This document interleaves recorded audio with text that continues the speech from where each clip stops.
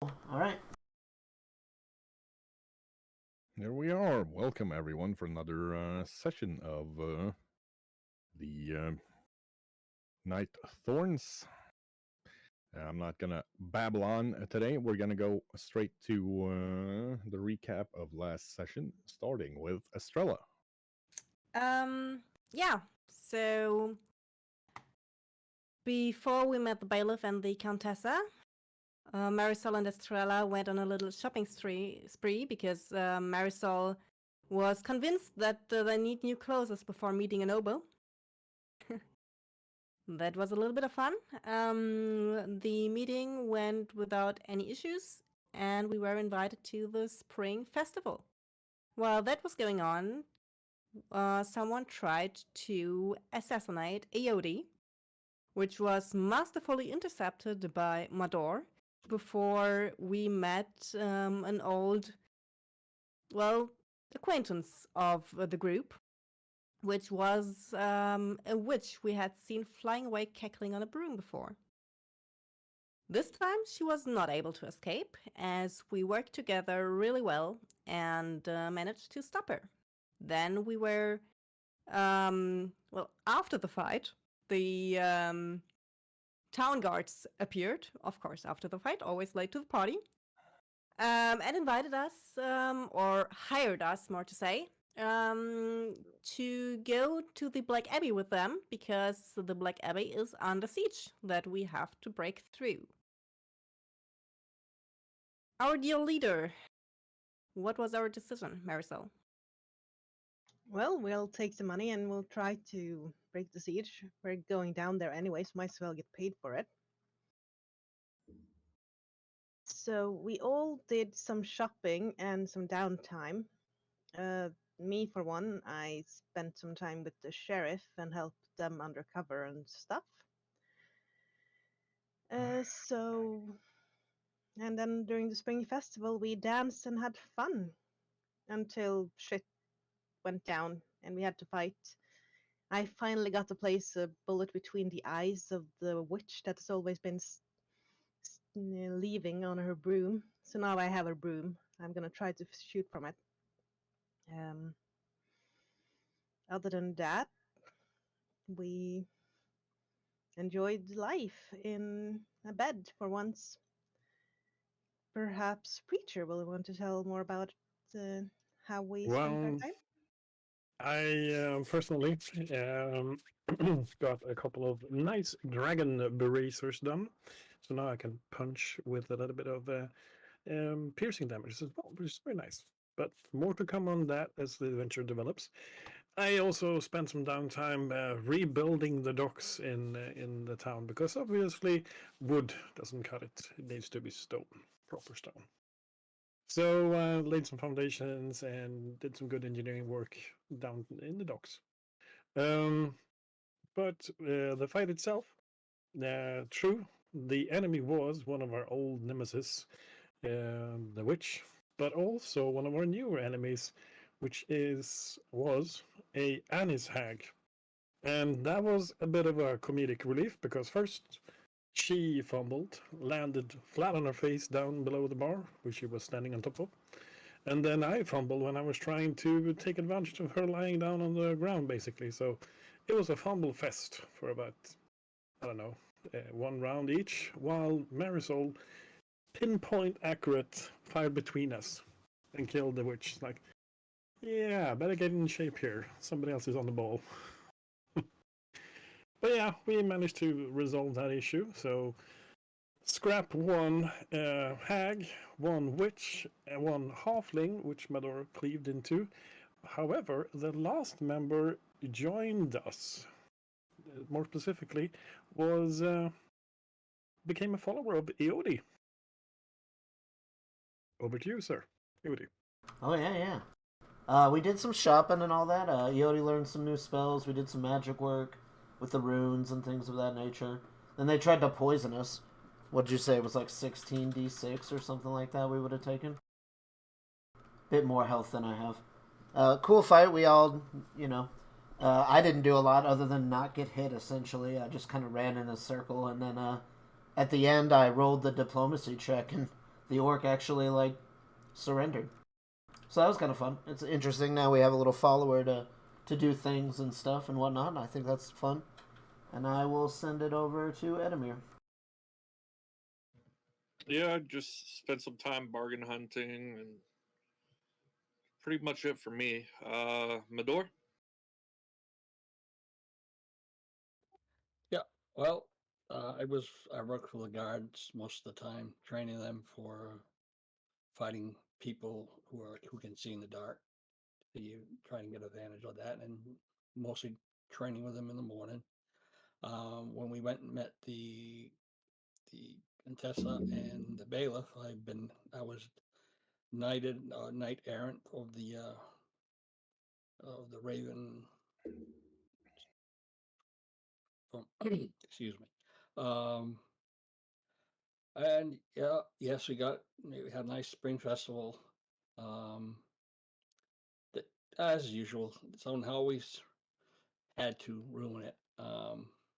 Namely, an Annis hag, a red-headed halfling, an orc, and that witch that's been just out of our reach since day one. Um, as was said, yes, the halfling did a plunging attack toward our little wizard, Eody, and I just happened to hadn't been set for a charge, and the only critical I rolled the whole night, and well, it worked. It cleaved them in half before he could even get into Eody. Um, otherwise, uh, we're getting ready to head to break the siege at the Black Abbey. Head over to Magnus. Yeah. Um, Magnus continued his studies in as a disciple of Carissa. He didn't have a lot of luck finding work. First, he found some rotten wood when he was doing his fletching and failed at that. And then, while talking to the constabulary, his golden tongue failed him, and he ended up working on the docks, loading and unloading. He also got a new set of fancy clothes, and when the fight came, Magnus mainly ended up getting thumped a lot by the ogre, with the ogre swearing basically to reduce into crunchy bits. But he held out until Eodi's own golden tongue persuaded him to give up as he was on his own. And I think that's about it.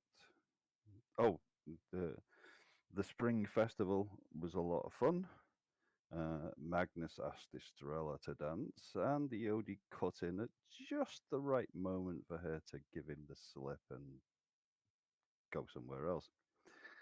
And I think that's about it. Zara wasn't off doing various bits and pieces of skullduggery last week, talking to smugglers. So I think it's back to Shuggy. Preposterous. Yeah, you're on the road, heading out with the. Well, it could be called a war band. Really, there's about 60 people heading up, including blacksmiths and all of the support staff needed for the knights. Around 20 of them aren't really combatants as such, just they need somebody to polish their boots and mop the flight range when it's raining and that sort of thing. But it is you and 7 knights plus their entourage of men at arms and squires heading up towards the Black Abbey. In addition to Your new friend, that's now a follower of EOD, Herko Immonen, and Ebert, of course, is joining because he wants to go home to the Black Abbey. Spring is starting to come. You can see up in the higher mountains where you're headed, there's still snow, but around Valence and in the lowlands, the snow seems to have melted. It's not warm, but it's not snowy either.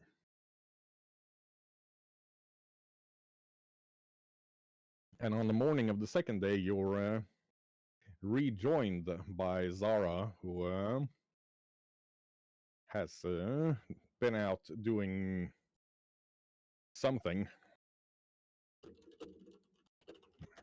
and rides up to the group on a horse you have no idea where she got from.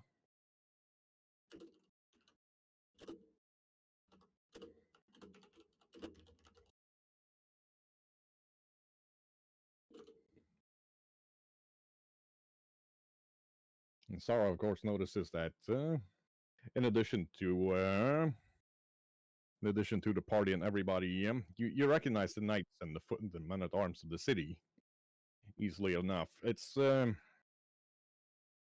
difficult to reconcile the huge orc now wandering next to Iodi, dressed in a obviously very high quality plate armor and carrying a huge friggin' axe over his shoulder and kind of joking and smoking a pipe.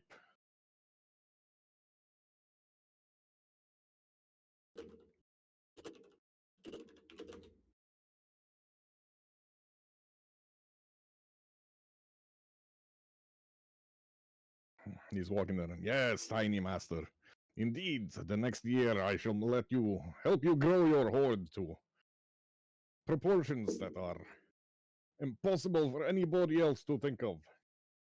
By the end of this year, the two of us shall be thicker than the bark of a tree.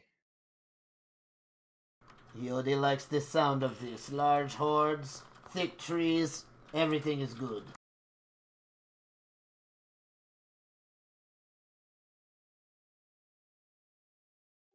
Well, it looks like you guys are having a party over here. Didn't even send me a letter of invitation. They didn't give it to you? Well, maybe I was trying not to be found, but that's aside the point.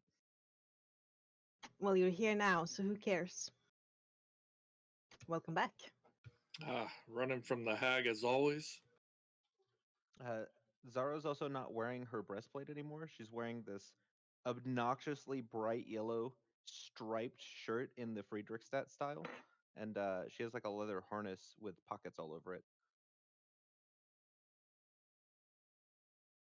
and a wide floppy hat with cutouts for her horns that poke up through the brim. Well, I approve of the armor, but for the shirt, you should have taken Marisol with your shopping. But the stripes are the best part. Well, they're gonna notice the stripes long before they notice you.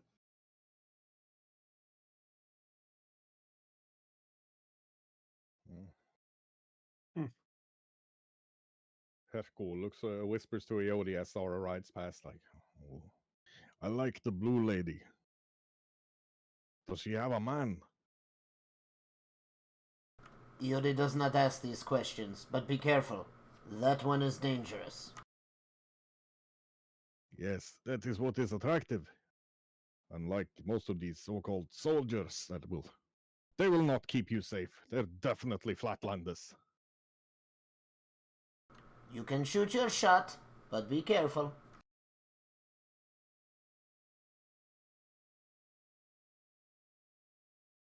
Right, Preacher can see the four dwarves, Duirach, Crumbly Grumpy, and Nibbly. Out on one of the flanks, about 300 meters ahead of the rest of the party in the vanguard scouting. The famous Dwarven Scouts. Yeah, they've had a month to train with the scouts, so they're not terrible at it, but they're not forest elves, that's for certain. Oh well.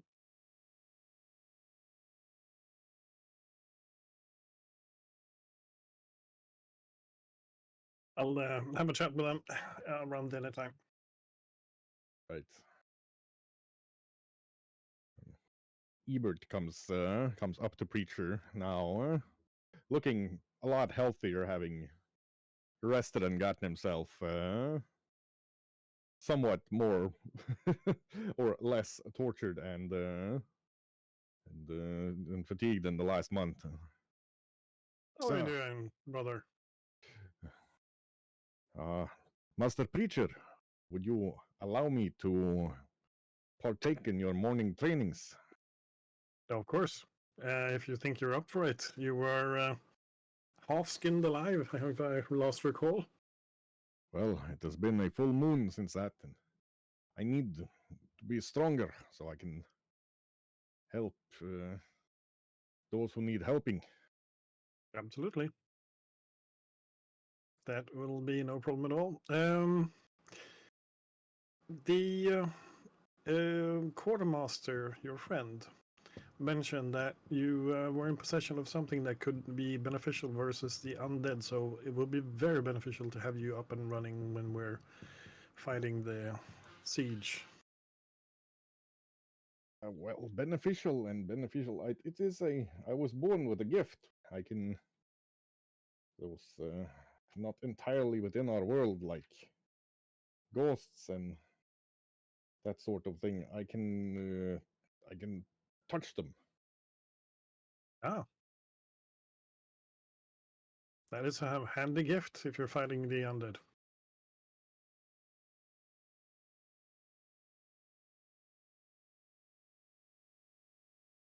I choose to believe so. It will be interesting for me to see how the days go. But we must defend my home, of course. It will be an honor to fight with such a renowned and powerful monk as yourself. Yeah, I don't know about that yet, but ancient I will accept.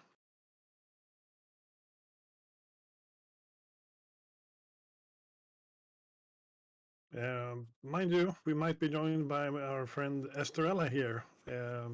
Something of an acrobat and very sneaky. That will also help you learn how to fight with many opponents. I look forward to it. It is your style. I have never seen anybody fighting with your way of doing things. It's very interesting. Yeah, I would be surprised if you had. But I am rediscovering it, and it's been forgotten long, but I am rediscovering more and more as we go.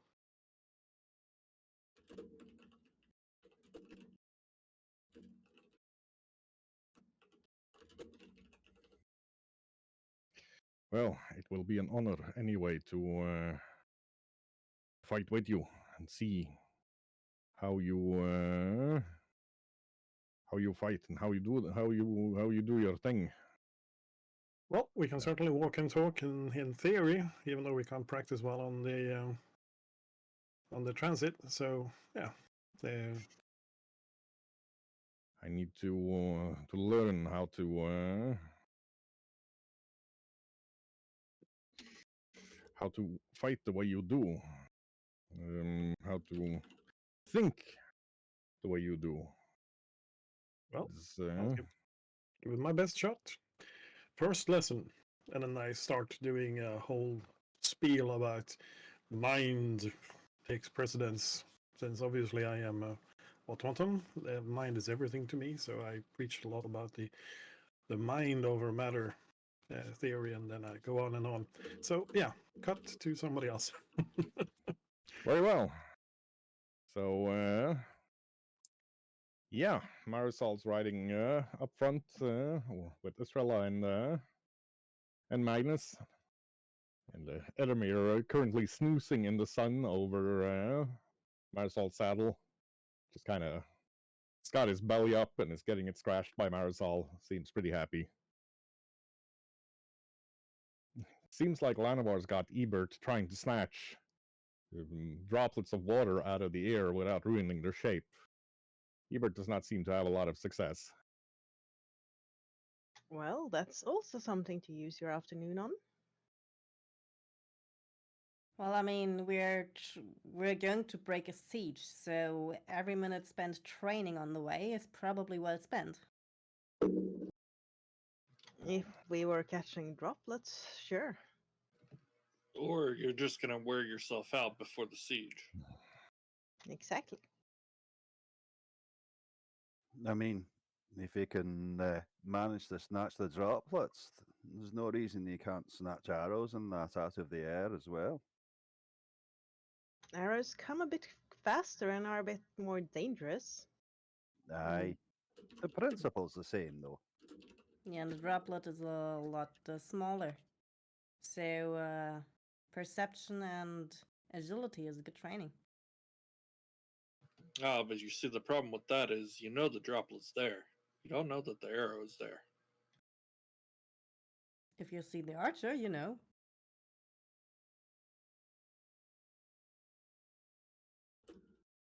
Depends on how Perhaps. good the archer is. As I long mean, as the he is arrow not on your comes- level. The arrow comes much more obviously than the random rain droplet.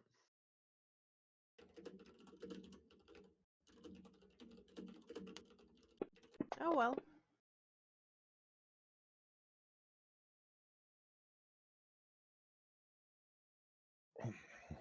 Roland rides up to your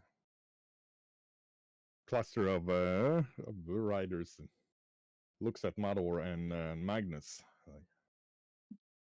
Sir Magnus, Sir Mador, the Knights of Valon are mostly shock cavalry, trained to attack with lance information. The two of you, I don't know your fighting style. Would you prefer to partake in the cavalry charge, or will you fight on foot or on horseback with your companions? I'm better on foot myself. I fight with a halberd, glaive. Ah, yes, the skillet arms of the Raven Guard with the pole arm and the crossbow are well known throughout Nazans. It will be an honor to fight with you. And Sir Magnus, you do not belong to any knightly order as far as I am aware, chosen directly by Carissa as you are. Would you partake in the cavalry charge, or will you fight with your compatriots? I could take part in the charge, Sir Roland, but I fill my places with my fellows here. I mostly use either my sword and shield to ward others or a pole arm. I assumed as much, but it would have been a disgrace to not ask two knights traveling with us if they would wish to be part of the wedge when we ride forth. Aye, 'tis appreciated. I could use a wee bit of practice with the lance if we get some time. Well, once we have liberated the abbey, I'm certain we will have some time to do some formation maneuvers on horseback before we leave. Do you have any experienced scouts with you? While I trust our mercenaries here in forests and in the lands around Valon, the high mountains in winter are not really their strong suits, and I would hate to lose good fighters in an avalanche. And now he looks at Marisol. We lost our best scout not too many weeks ago. Although both Estrella and I can probably hold our own. Adamir isn't too bad either. Edamir is great. I doubt you'll find a better scout than, a fox in the snow. A snow fox in the snow. Excellent. Uh, it would be a shame for more lives to be lost to the elements in an avalanche than a pointless loss, if you will. Well, and I'm sorry about your friend. It is the way of the lives we lead. Be it mercenary Absolutely. knight or a common soldier, death is never far away.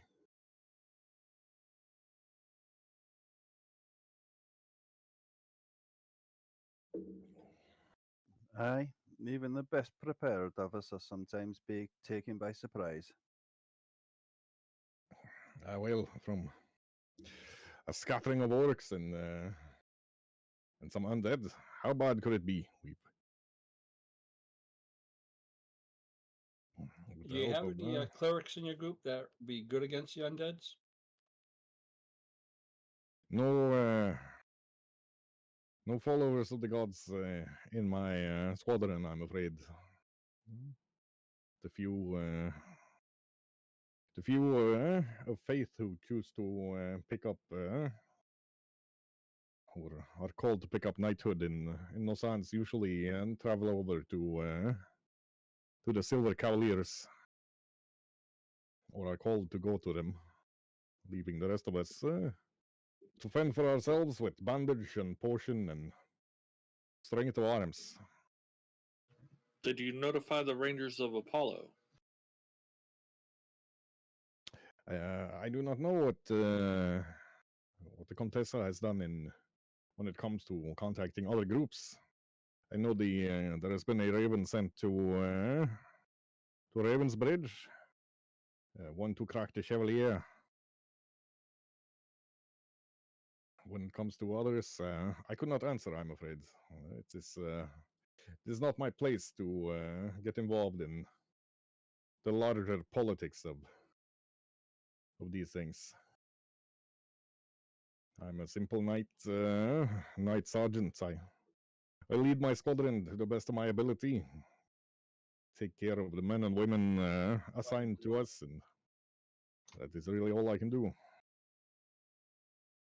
I do know some spells that might be handy against the undead, but mostly I'm relying on my sword. Well, it'll be interesting to see once we get there. I've fought with mercenaries before many times, as you see. Most of our scouts and footmen are mercenaries, but none with the experience and power of your group. I must say, Captain Marisol, I'm somewhat jealous of your ability to act freely without a noble lord or lady going in and micromanaging where you place your troops and how you do your patrols. It has its advantages. It also has its backsides. We do not necessarily know where the next breakfast will come from. Well, that at least I'm spared. Although right now it's pretty easy.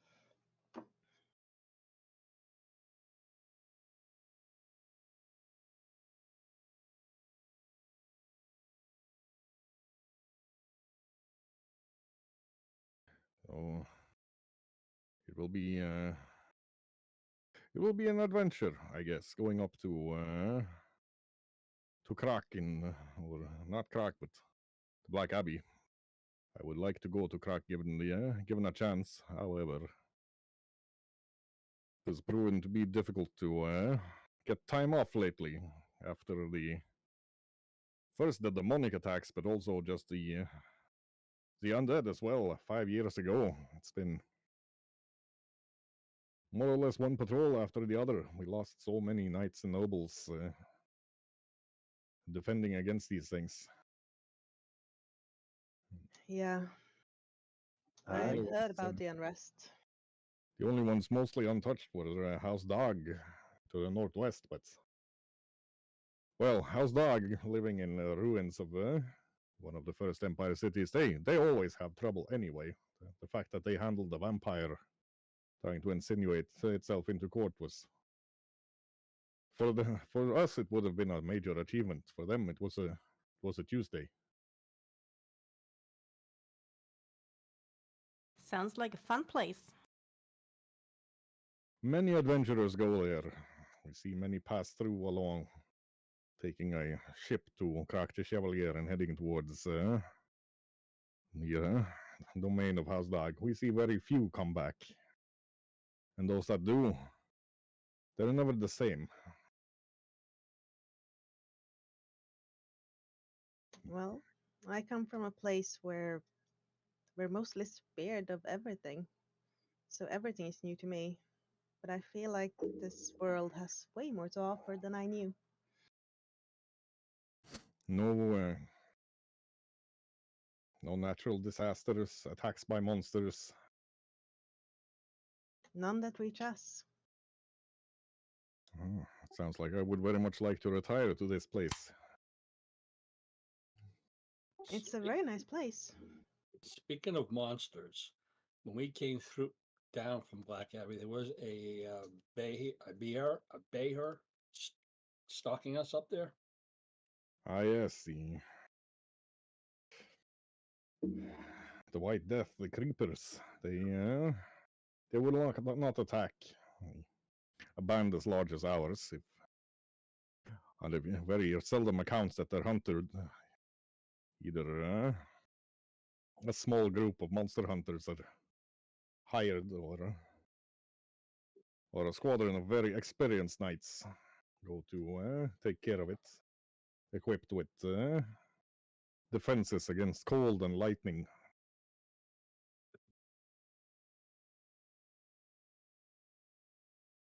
Aye, I've seen parties of folk out after the hides. They've gone out full of optimism, and well, sometimes they come back, sometimes not.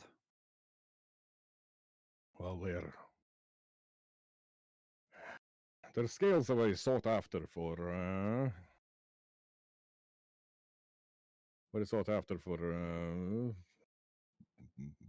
armor mostly, cloaks, tabards, and robes. They give good protection, especially against cold and electricity, if you live long enough to actually harvest them. Aye, that tends to be the trick, isn't it? Well, I'd best get back to my column, says somebody from the logistics train shouts something. In a few days, we shall get to test our metal together. I could not ask for finer companions. Neither could we. We'll see you at dinner. So, who of you are planning on going scouting? I will. Right. Give us a survival and a perception, please. Ugh, survival. Estrella looks to Marisol. Should I go as well? Yeah, go with them. All right.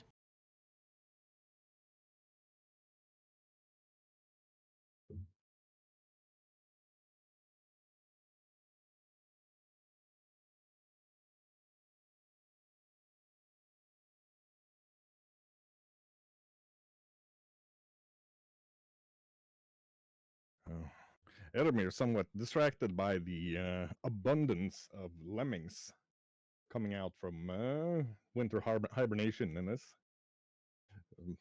mostly occupied getting something to eat. But Estrella manages to find paths and routes for you with the obvious ease of somebody who's led troops in numbers, much larger numbers than any of the rest of you are used to before.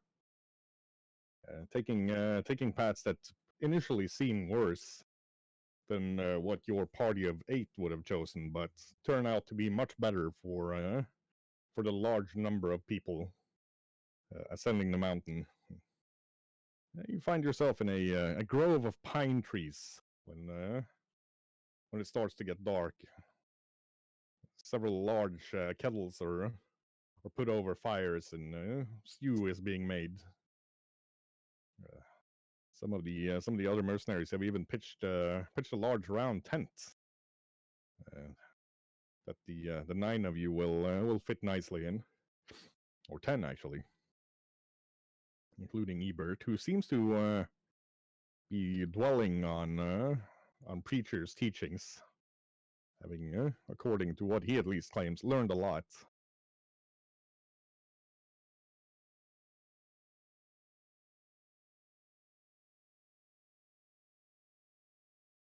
You are now far enough up the mountains that there's a light snowfall, but nothing that obscures any vision. Just looks like a Christmas postcard around you currently. Right, who shook the snow globe?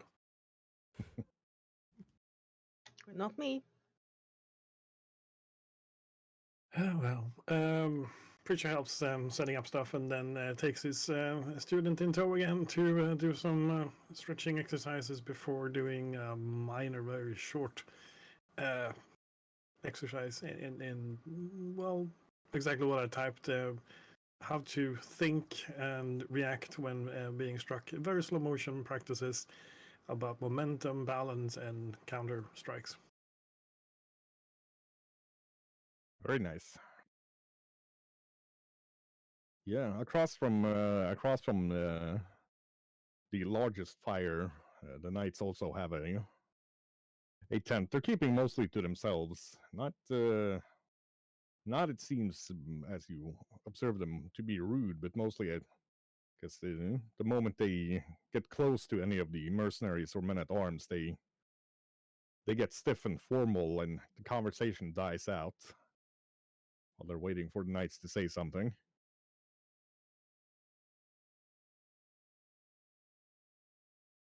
Estrella is sitting on the ground, having a little blanket in front of her, and she wants to craft a junk bomb with the silver shaving she has with her. Very well. Roll yourself a crafting roll, ma'am. Yeah, it takes her most of the evening, but she can craft it.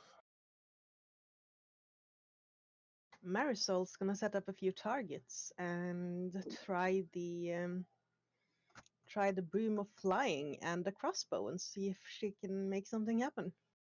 Oh gods. A Okay, bit away from the others. very well then. I'm gonna go ahead and say that that's gonna be an acrobatics roll to fly. Yodi's got the cauldron bubbling and stuff, but he's keeping an eye on Marisol flying around in case he needs to feather fall her when she falls. Well, the first couple of times she ends up either in trees or getting smacked by branches, but after about an hour, she starts getting the hang of flying on that thing. Magnus is tending to his horse and just observing keenly.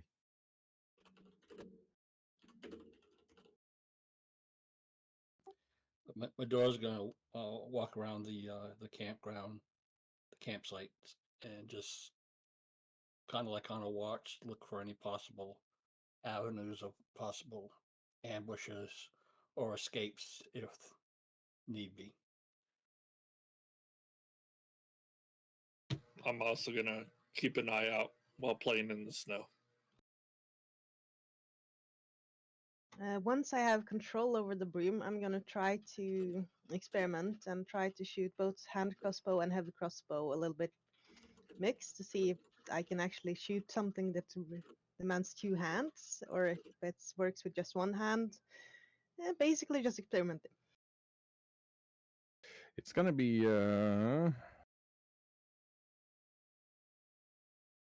difficult. It's gonna be a learning curve to get good at this, but it's definitely something you feel that you'll be able to do.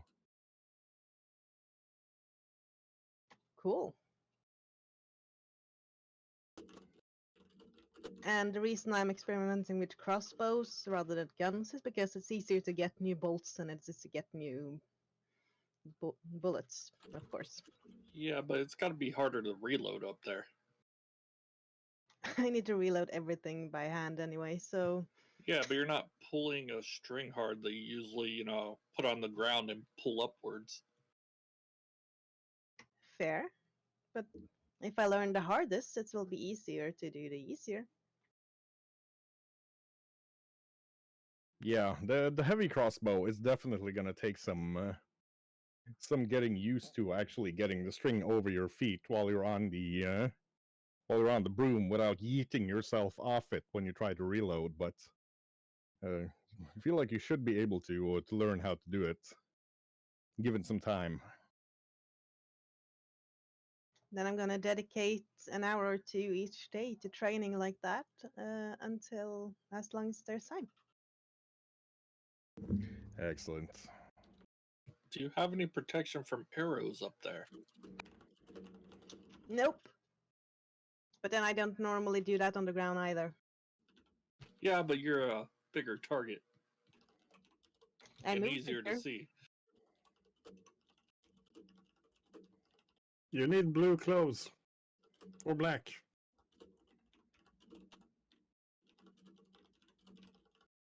And also, it's really fun. Whee! I make a loop. Also, we have a cheese with you. What do I need cheese for? Moon. Moon cheese.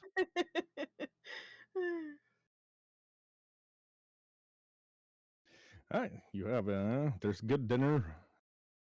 Most of the scouts have returned. Nor sleeping mostly in just in bedrolls under trees or out in the dark outside of the firelight from the camp, from the fires.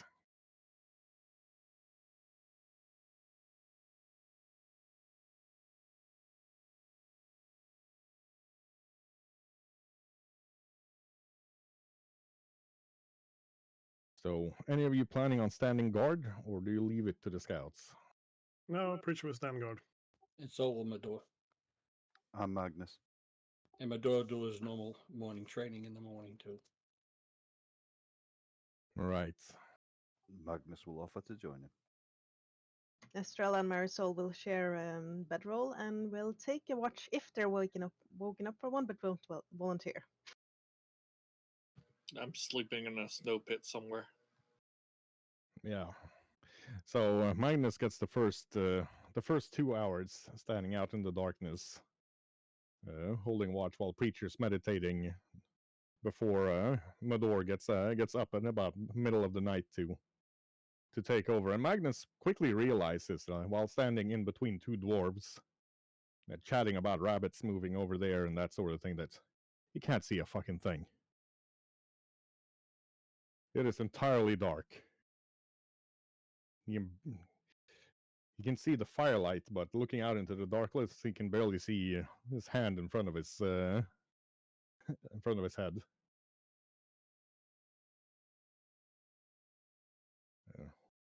But Magnus. after about half an hour, one of the scouts looks up at Magnus and like, well,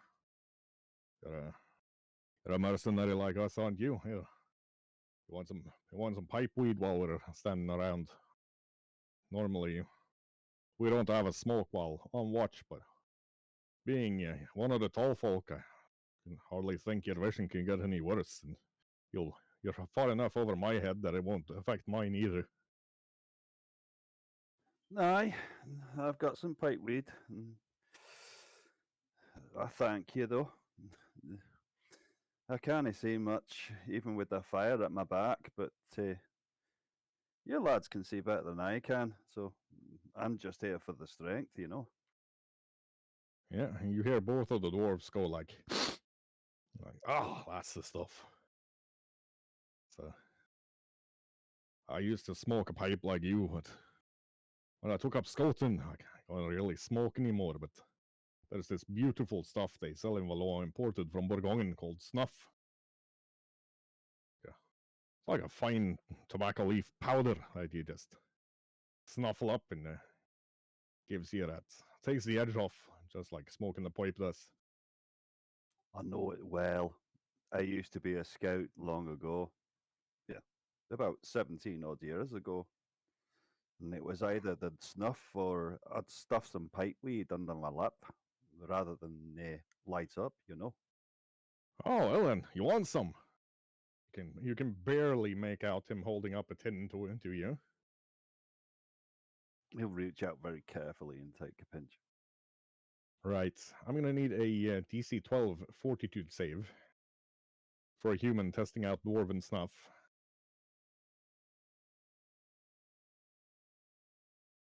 Well, your head feels like it's spinning and your stomach's up between your ears, but you don't show any sign of it outwardly. Aye, it's good stuff. That, that's what I remember of it.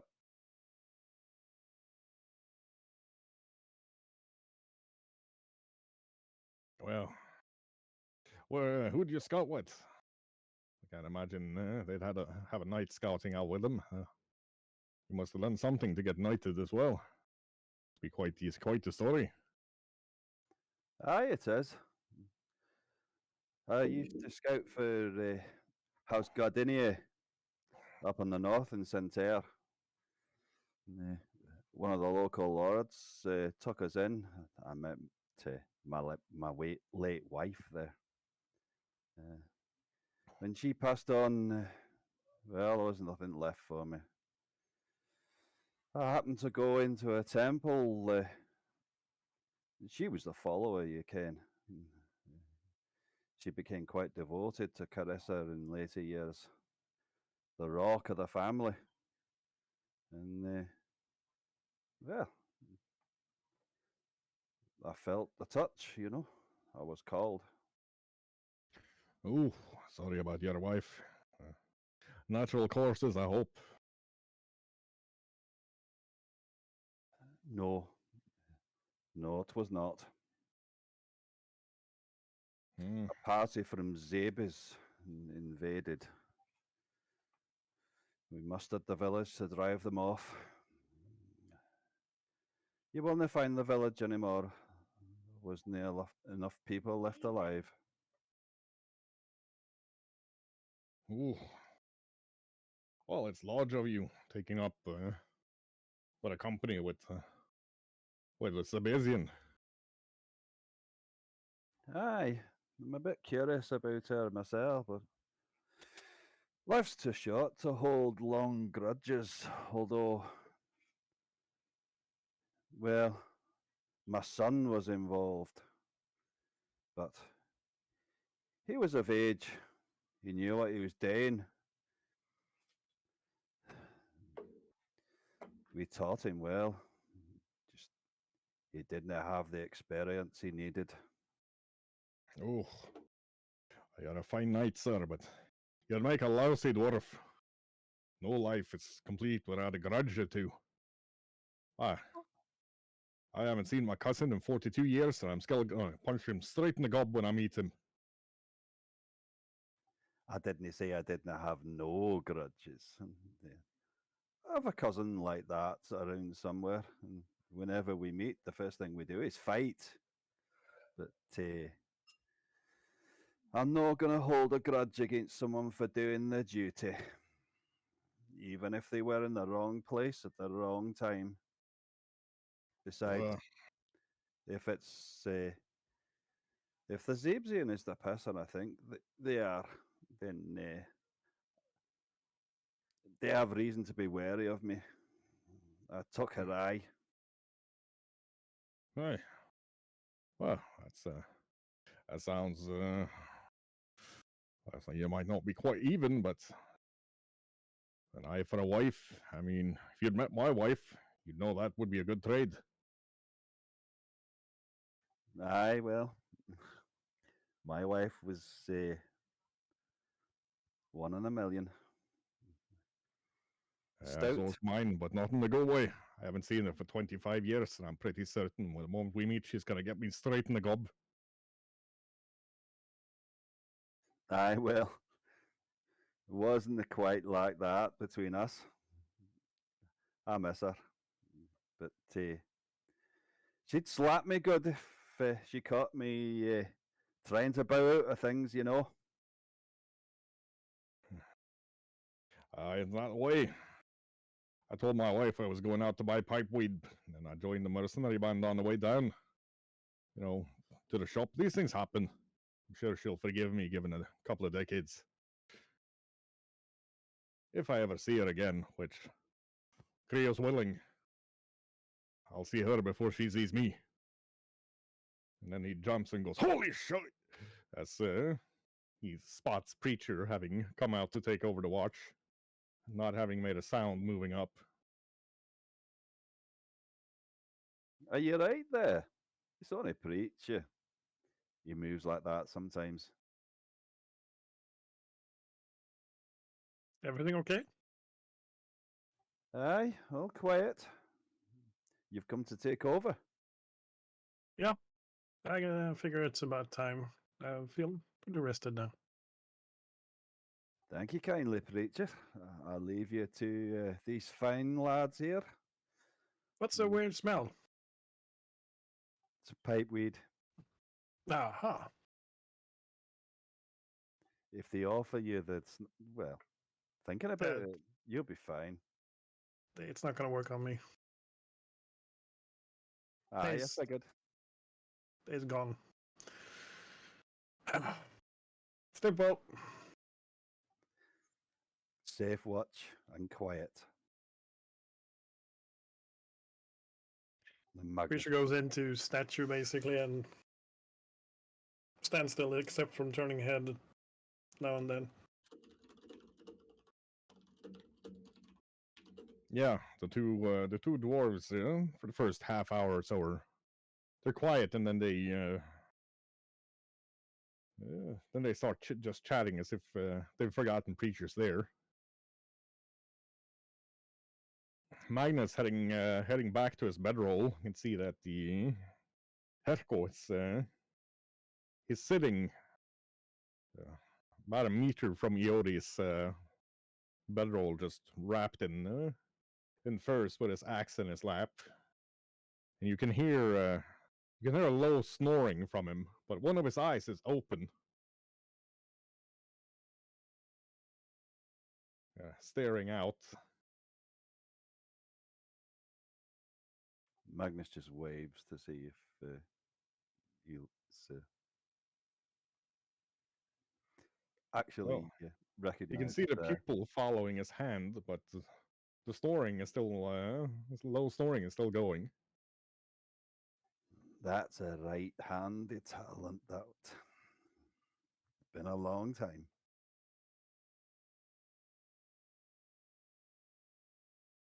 Yeah, Preacher's on watch for another hour before the dwarves are dismissed, and Grumbly and another dwarf he hasn't met comes up. Welcome. Hello, Preacher. It's good to see you here. Likewise. In Dwarven, by the way. I didn't know you spoke Dwarven. Ah. Hey, hemsmycket, hey. Well, I do, but it doesn't come back with me the more I hang out with you people. It's the memory thing for me. Well, I don't know much about your kind, but I did go to the library a couple of times in between trainings in the city, and for what I understand, you would have been made to fight my kind, and the elves and the humans. Good for us that obviously is dissipated through the millennia. I would not like to be punished by those mates of yours.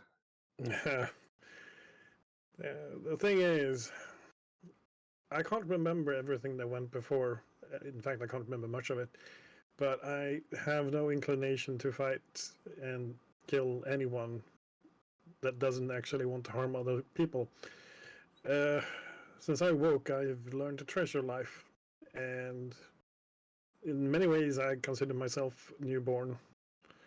But the past is definitely there, so what you speak of has happened, and I respect that some may still have a memory of it. It's a dark thing to keep and carry around. Well, we all carry dark things. We saw during the captivity with the hags. Ooh, Sesson takes a solid swig from a flask. It was a good thing we did there.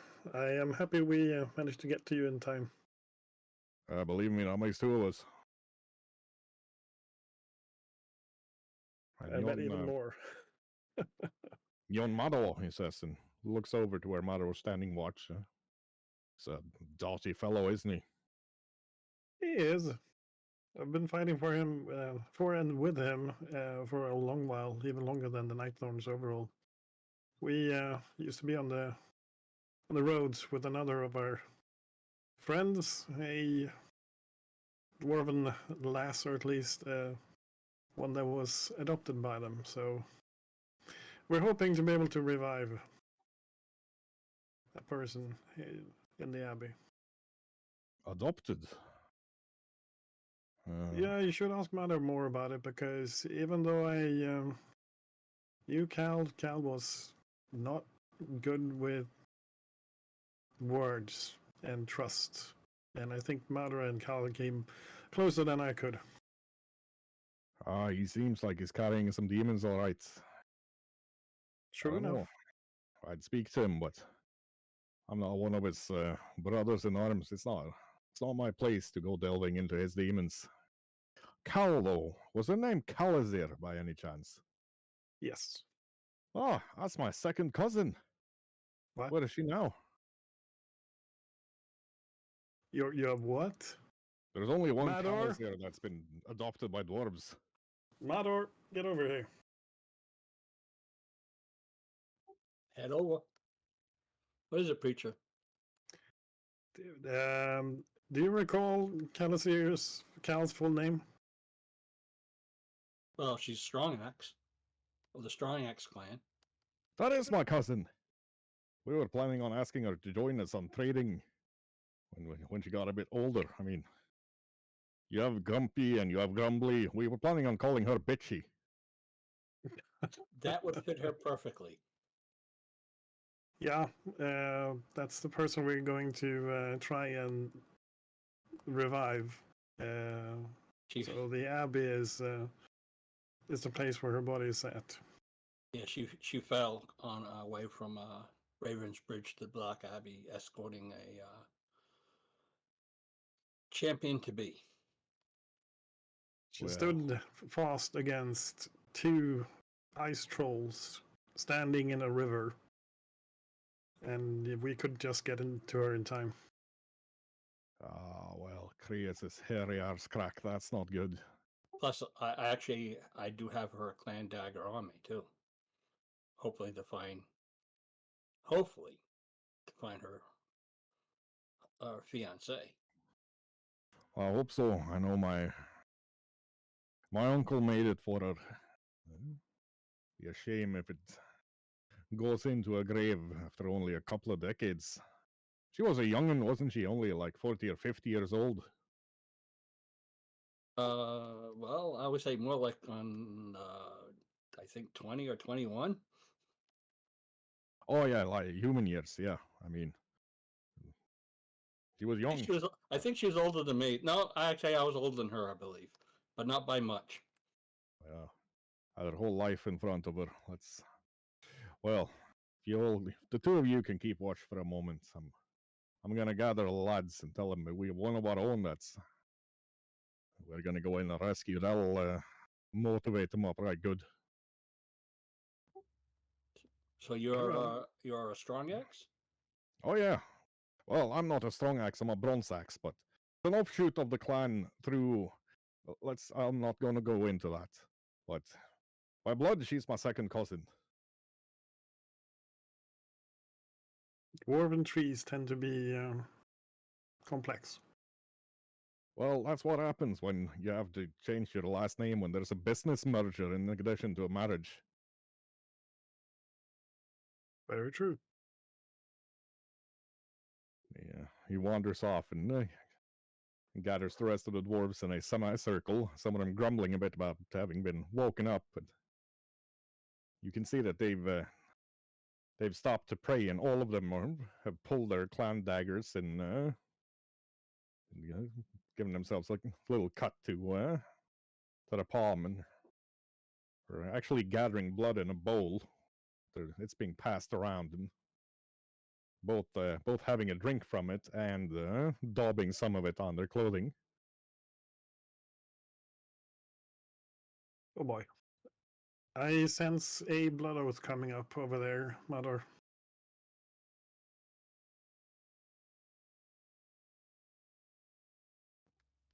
Why? What's going on? I do believe they are intending to succeed or die trying. With my travels with Cal, that's common with divorce. Hmm? Well, it will certainly motivate them. I just hope it won't be a foolish thing. The last thing I say very softly. I agree.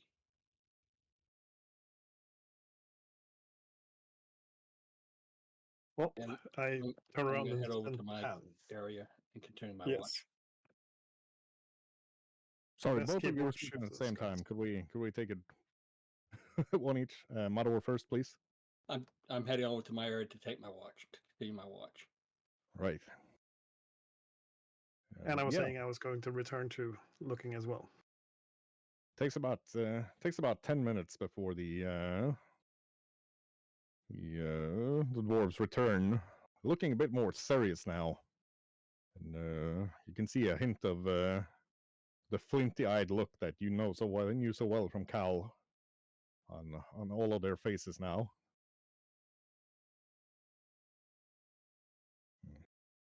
Only thing you can hear from two of them heading to bed is like, "Oh, fucking frost trolls." Well, that's going into the library of grudges, all right.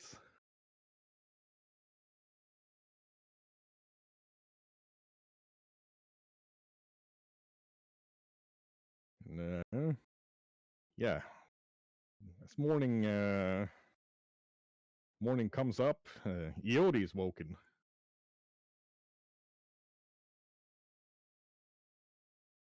Master Iodi. Yes, what? What is it? There is food for you. You must have it now while it is still warm. And he's holding out it's Herko holding out a heart, still steaming with warmth in the morning cold. Where did you get this heart? There was a wolf that came sneaking up to try to drag you out of the camp. I strangled it so I wouldn't wake you up. You do great work. This looks delicious. And I will eat the heart. Yeah, it is delicious. Yeah. He hands Iodi a big wooden goblet as well, filled with wolf's blood. I will share the rest of this bounty with your companions, but the heart, it is for you. You are powerful, but for you to be able to sleep on the horde will gather you the next year, you need to be larger. I will take hearts from your enemies and give them to you, so you grow strong. Excellent. Yeah, I'll drink the blood too, why not? Yeah. Well, it's warming and nice and salty in the cold morning air. I think Iodi could get used to this. Meanwhile, Mador and Magnus are training with their weapons. Roland comes up and looks at Mador, being only slightly distracted by being licked on the mouth. Ah, is that Mador? Is that Magnus? You have fighting styles that we are unfamiliar with. Would you care to spar this morning? Sure, no problem. I'll switch to the glaive since I'll switch to my Gersemy since the glaive is magical and I wouldn't want to trip or fumble with it and hit somebody. Yeah. At least these knights here are they're armed with lances, not the sort of big, heavy tournament lance that you see in the movies, but probably about 9-foot shafts of some sort of lighter wood. It's not yew, but it looks familiar, or looks like yew, and with wicked sharp uh, lance heads on them. No. They're definitely good with the lances, but on horseback they'd probably be a lot better than the two of you. But fighting on the ground, you just have an understanding of footwork and using the terrain that gives you an edge.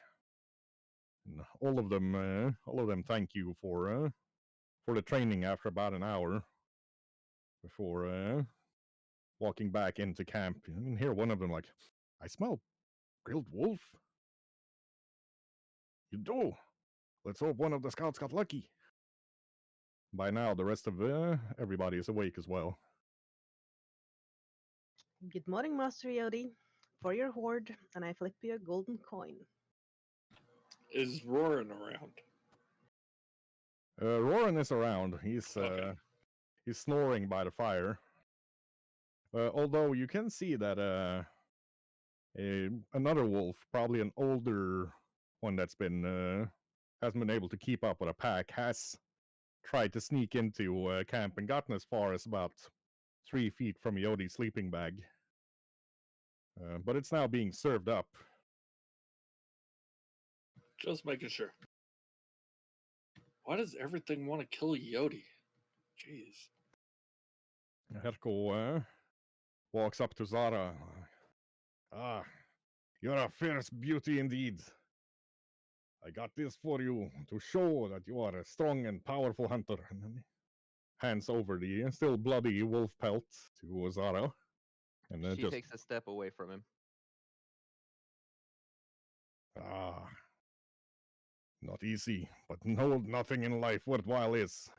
And he just grins and leaves the wolf pelt on the snow by her feet before going over to stand about 2 feet behind Yodi again.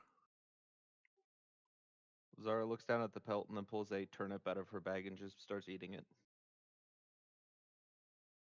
I'm gonna go up to him and whisper, "That one likes to play hard to get. I think she likes you. You should try." "Ah, thank you, fox friend. But she seems to not like the blood too much. You are a man of, a fox of the woods. Are there any very large, fierce plant monsters in this area?" I'm sure my character would know this, but they're probably dead from the snow right now, or hibernating ish. I'll wait for summer when the proper plant monsters are up. I shall give her the heart of a. I do not know what it is. I paid much coin for it at a restaurant in Valence. I believe it was the heart of some monster called a zucchini or something like that. Artichoke? There we are. Very Yeah, expensive. yeah. Very Must be very difficult to kill. Yeah, the artichoke, they're rough. Well, you can hear it from the name, choking their enemies. I shall give her the heart of an artichoke and its pelt, or whatever it has for skin. Yeah, that'll do. She'll like that. You see Sarah just standing a bit away, nibbling on a turnip. Looking at Preacher throwing Ebert around like he's a rag doll. Whee! It's way too early in the morning for this. Is there any black bean brew? What time is it? No idea, but it's early. Ugh. You think they have some tea for me as well? Nibbly comes up to and yeah, there is black bean brew and there is tea. Perfect, thank you. You did say in your contract you wanted the espresso. So Even better.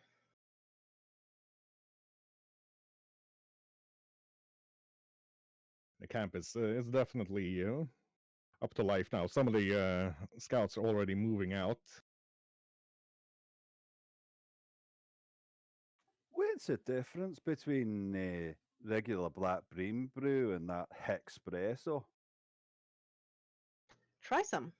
I hold out a cup of espresso next to a cup of the regular brew. You shot this? The Magnus takes it and just whacks it back. Nibbly stands around. No, you don't shoot it. You drink it in one big gulp.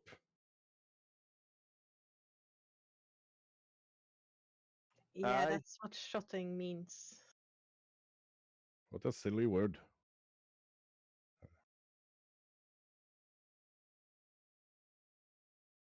Next, you're gonna tell me that a common bun is known as a broche, like somebody tried to do when I was in Cracked Chevalier. Silly names for common food. And he walks off in a huff. You can see him noting something in his diary. I wonder where he's from. That's something. There's something I recognize about his accent. You do? Yeah, Well, you could just ask him. never so fun in that.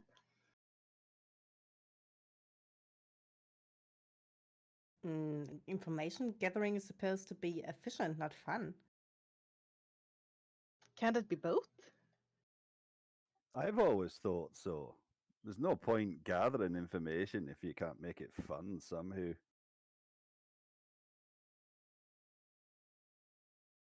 But wouldn't it take longer, maybe too long, if you try to have fun? Well, Oh, it depends no. on how important and what kind of information you're after. This is just me being curious about where someone is from. But if we'd be working for, say, the constabulary to find some thieves that were leaving, then of course it would be it's stupid not to use every possible way to get your information.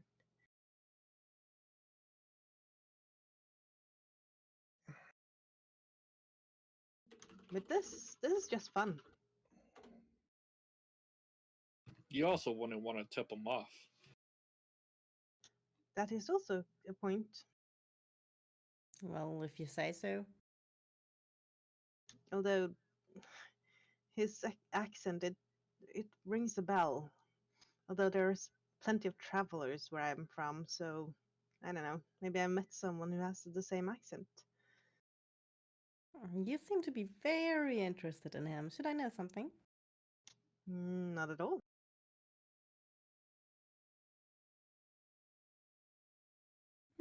And she sips on her tea.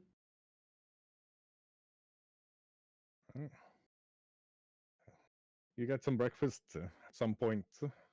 About half an hour later, the sun is actually getting up over the horizon. Herko comes up to Iodi and like, Lord, Flatlanders seem to be ready to move. Should we? I guess the Dubbas are paying. Do you wish to follow? Yes, I believe it is time. Now I'll gather my things and fall into line. Yep. Yeah. Could I get another perception and nature from the scouts, please? Nature or survival? Survival and perception. Yes. Of course. Yes. Survival. Damn, Estrella. Estrella's just showing off at this point. As you said, she seems to have experience. And again, Estrella just picks out better routes for such a large band of warriors. Although Magnus, wanting to participate, is walking in the back of the train with a branch, and, trying to kind of erase your tracks, but with such a mass of people moving, he's basically just erasing like a 3-foot path in the middle of it. It couldn't perhaps be useful. An enemy tracker would, if nothing else, believe you travel in 2 columns. As you start to move to get towards night again, Edamir sees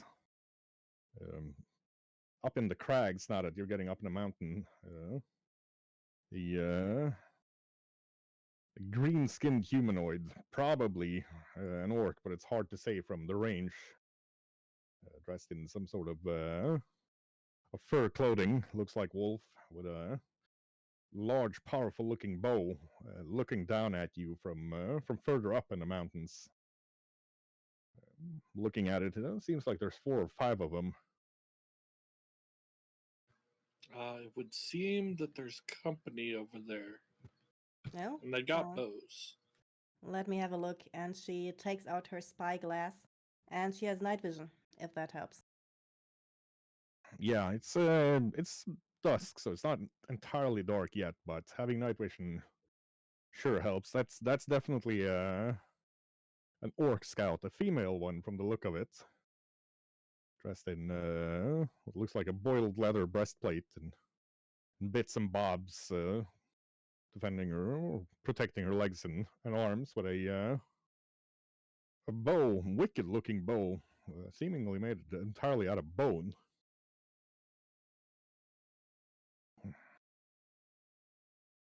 At first, it looks like she's got a hood on, but it's the remnants of some sort of face paint, and not entirely washed away. Although her face is clean.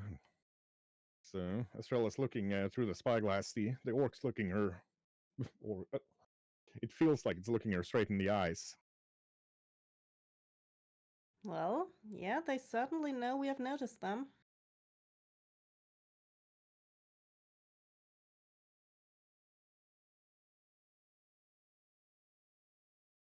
And she is putting her spyglass away, turning to the leader of the army, of the group. We have orc scouts ahead, at least 1 archer, and 5 to 6 in the group in total, I think. They know we're here, they know we have seen them.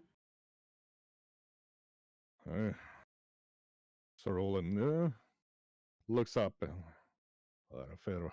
They're a fair bit up the mountain yet. We should be prepared for an ambush, but sadly, this is not good terrain for mounted knights. He turns around and gives some hand signals, and the footmen, dressed in various hauberks and armors. These are mercenaries, but they're all dressed in some sort of heavy armor, be it a brigandine or banded mail of some sort, or in one case a large greatcoat that seems to be lined with the chainmail inside. Various helmets move up, and one of them looks up at the knight and like, well, sir, what do we do? Do we shoot at sight or give them the chance to parley? Yeah, looks over at Estrella and Edamir.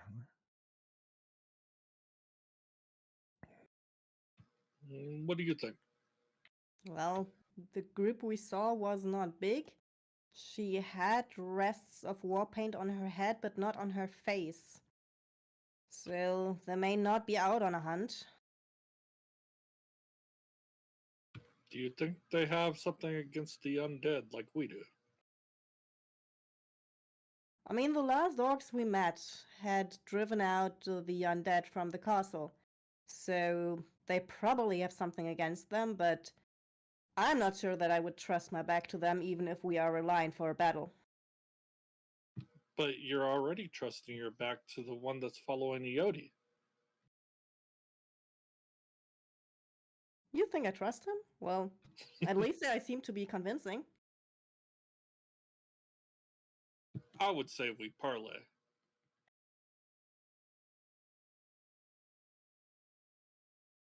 It would be better to go by without having to fight and maybe have injured men arrive at the siege, yes.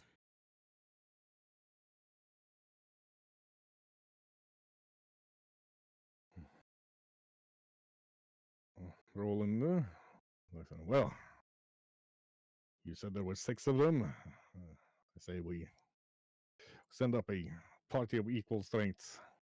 I'll go. I'll need 5 volunteers. Should we send or talk to Yodi about sending his follower? Since he's one of them, it might behoove him better. Orcs believe in strength. He was defeated and is following Eodi now. I'm not sure they would listen to him. Sure. Well, I could join you. I know the language. That would be my honor. Mrs. Strella, you not to pry, but you seem to have some military experience. It would be nice to have you along. I'll go also. I would like to have Marisol and Preacher as backup. Yeah, of course. Very well. Yeah, I'll come. Yeah, sure. Yeah. He turns. Salvador, would you be the 6th member of our band? I saw you fight on foot today. If this turns ugly, I would like to have you by my side. I will join you. Very well. He dismounts and hands his lance over to one of the other knights. Picks up his shield instead. You see, he's got a pretty solid looking, well used battle axe in his belt, still sheathed, and he puts the shield on his back. Looks at Estrella and Edemir and like, well, I'll let you take the lead then, madame.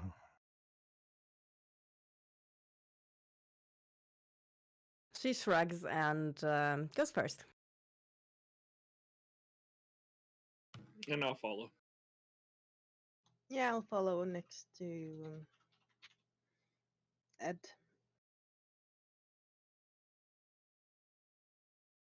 Yeah, it's not a very difficult trek up. It's mostly on the road. So you get up to where you're well in bow shot of the scout. She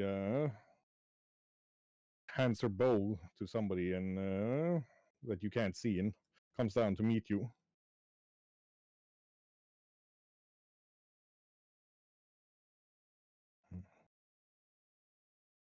Estrella greets her like a warrior that she is. Oh, she seems to appreciate the gesture,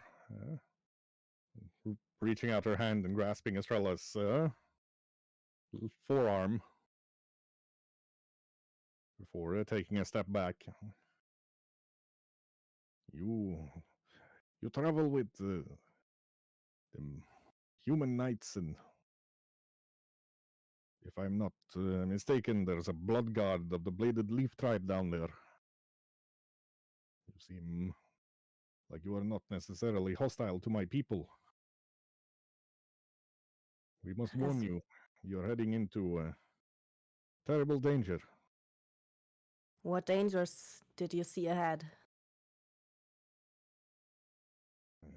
I am Suvi Kerkonen. Of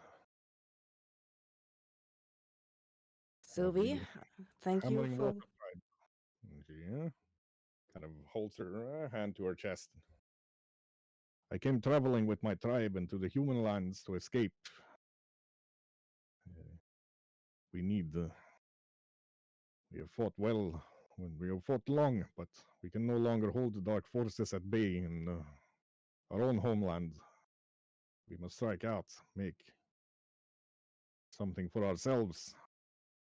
But human customs are unknown to us. They don't respect the tribal way of fighting and taking land and then trading afterwards.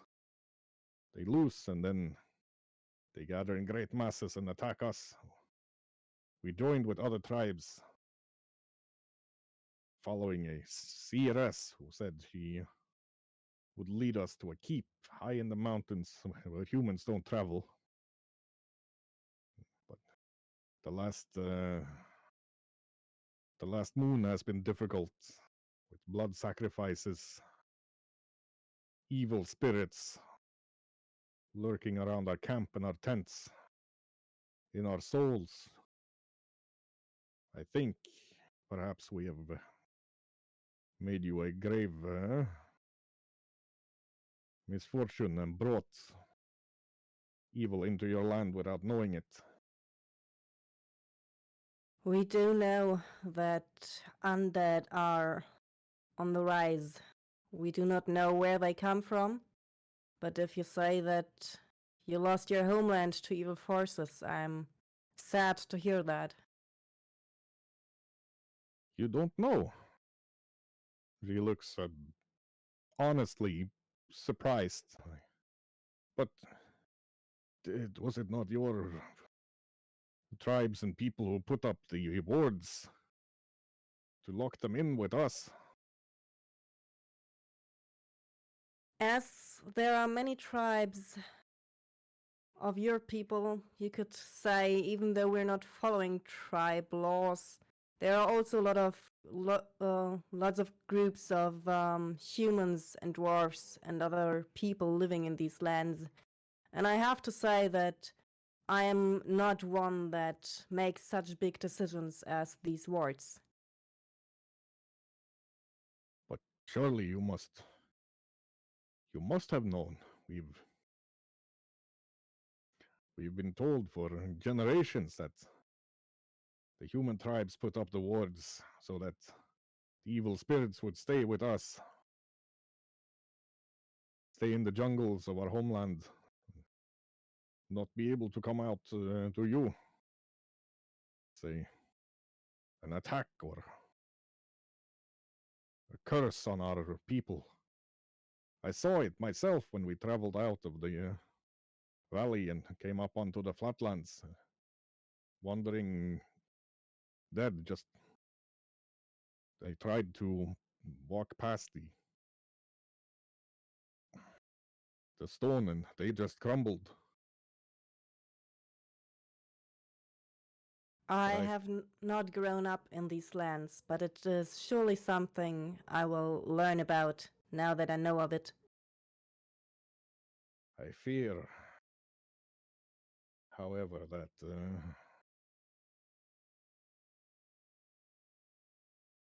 Shilomi has caused damage, maybe even destroyed one of the warding stones.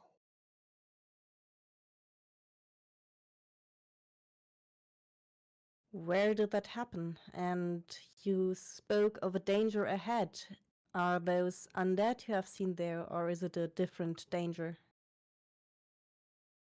We came to attack and take the fortress, as is the custom of our tribe. This is a good fortress. These are good lands, harsh. It will keep the young strong and hearty, but there were already cursed ones assailing the fortress when we arrived. We fought them, but something is wrong in the warband. Our, some of our leaders, their tactics are wrong, stupid.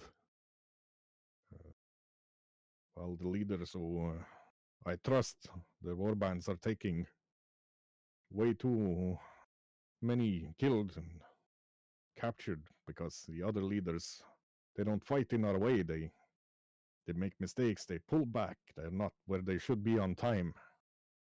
I think within our own ranks, some have been taken by the evil spirits.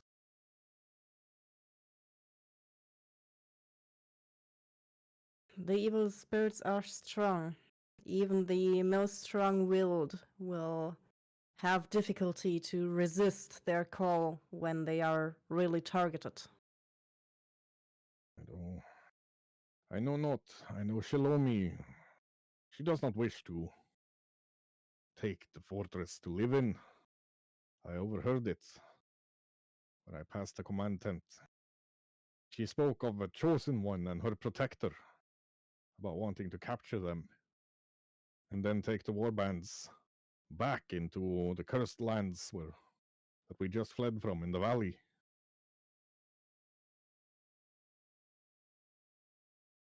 But you wish to stay here and get a place to live for your people, right? I would not go back to the cursed lands. I cannot take what few remain of my tribe and the others that I trust into the valley again, where you can no longer sleep without hearing shambling footsteps or smelling rot on the wind. I know not what's going on down there, why the evil spirits have gotten so much stronger, but it is no place for a true-born child of Krius any longer.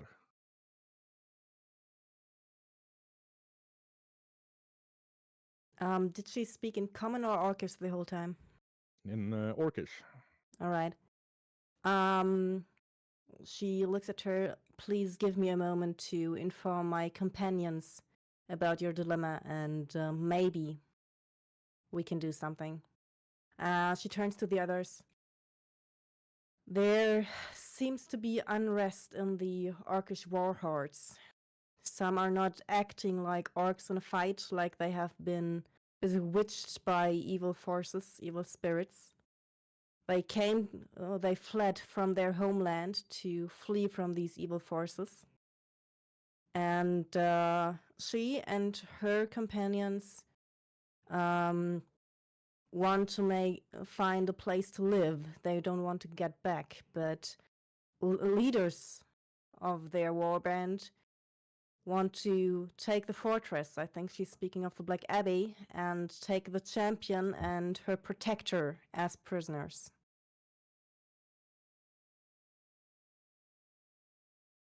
I don't know if we can completely trust them, but maybe they could be a fighting force when we can offer them something where they can live. I can't make those promises out, though, and she's looking to the knight's leader. Roland looks at Stella. Well,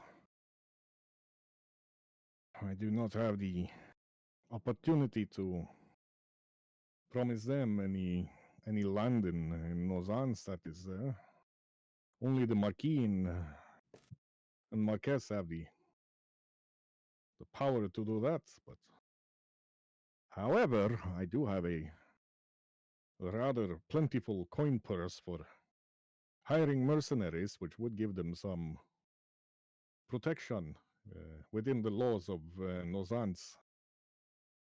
They would be working for the city of Vallon until something can be sorted out, as long as they are willing to work for little more than food and repairs to their gear and whatever is needed for their non-combatants to survive. Mm-hmm. I have fought many things in my life, most of them, well, desperate, yes, but not evil. I would not spill the blood of these this lady and her family if I do not have to. Estrella is turning back to the orc. We cannot promise you land, but we can offer you a chance if you wish so. I am not asking you to betray your people. I am just offering you a choice to protect the ones dear to you that are not wanting to go back to the cursed lands. We are offering you a mercenary contract, as we do not wish to spill blood of innocent. Is there any way to uncurse the cursed lands? Mercenary contract. That is when my tribe fights for your tribe, and then we get paid.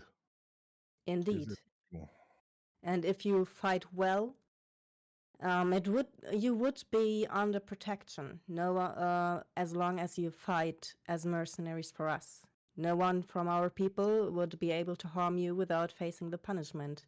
And while you have this protection, we can try to figure something out, a place for your people to live. You would not have to go back. Very well.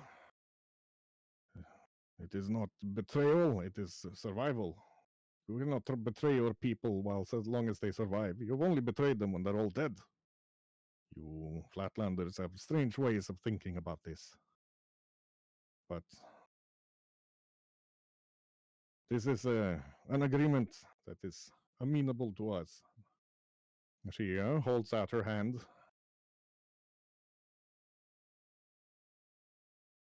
Estrella takes it. Yeah, as Estrella takes it, she slips a little bone knife in between their hands, slicing open the palms of both, and then clasps Estrella's hand. Very well. Lead us, war leader. Yeah. And 5 other scouts come out and bow their heads to Estrella.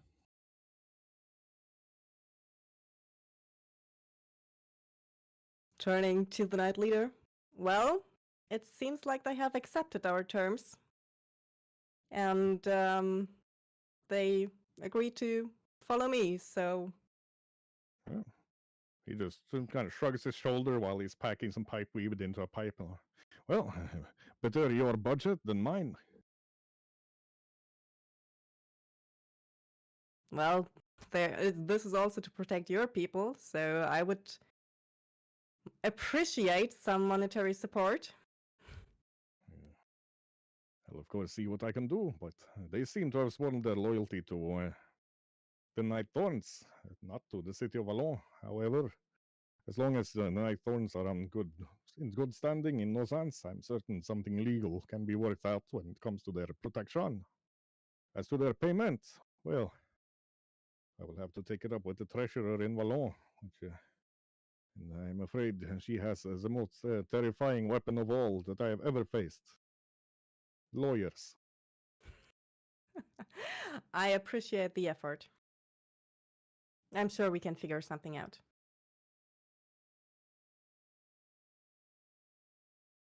I turn to the knight and say just one word very quietly. Montfort land.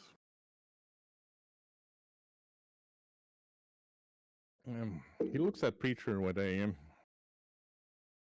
sort of an interested look, and then has a thoughtful look on his face, walking back to the column.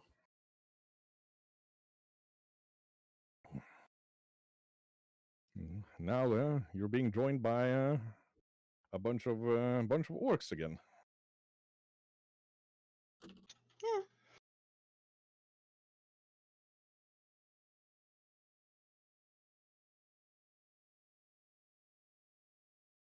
Yeah. Orcs are fierce warriors. I'm glad to have them on our side now, and she leads them back to camp. I bum some pipe weed from the night. Well, he's happy, more than happy to share. Thanks. I was not planning on leaving quite as quickly as we did. Well, as you keep moving up and gets the camp set up, yeah, Suvi and her 5 orc scouts are looking to Estrella for guidance on what Estrella wants done.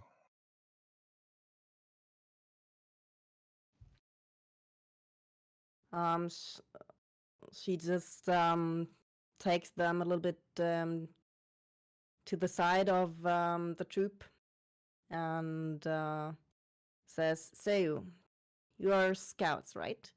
What are your individual strengths?" They look confused, and Suvi looks at us. Well, we are scouts. We are strong. We are quick. We fight with the spear and the bow, or with knives if it gets close up. If you want some scouted, but that is what we do. And if you want something killed in the middle of the night without too much noise, well, that is also something we do.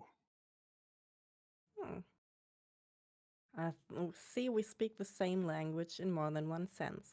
Does any of you speak any common? No. Not much, but we can learn. To learn is to grow stronger. Then I will teach you as much as I can before we reach the first battle, so that communicating will be easier. Very well. Stella can see that Suvi is the only one with the type of brutal-looking bone bow that the scouts are carrying. The others are carrying much lighter bows, more akin to short bows. But they're also carrying 3 throwing spears in addition to a type of fighting spear. Estrella really hasn't seen any form before. Almost as much spear tip as the handle on the spear itself.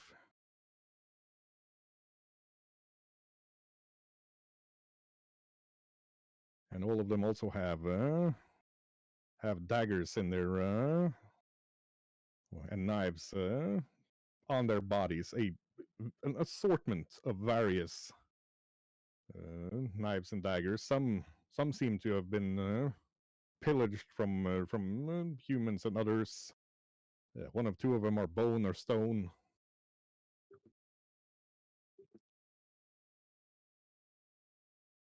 She nods in approval when she sees all the weapons.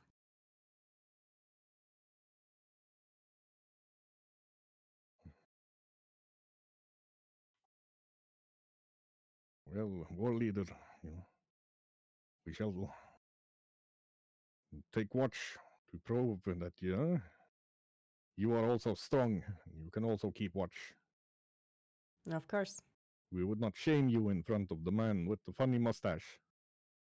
Looks over at Roland sitting, drinking beer and eating a piece of chicken.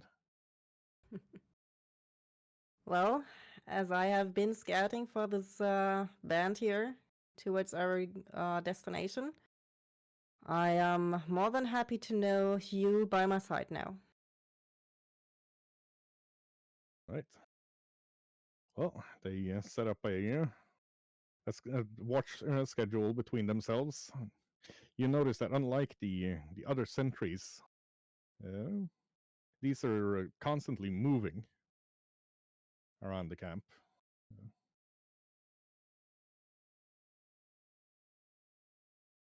And the night goes by with only a couple of scares where the men-at-arms believe they see enemies when it's just one of Estrella's scouts moving about.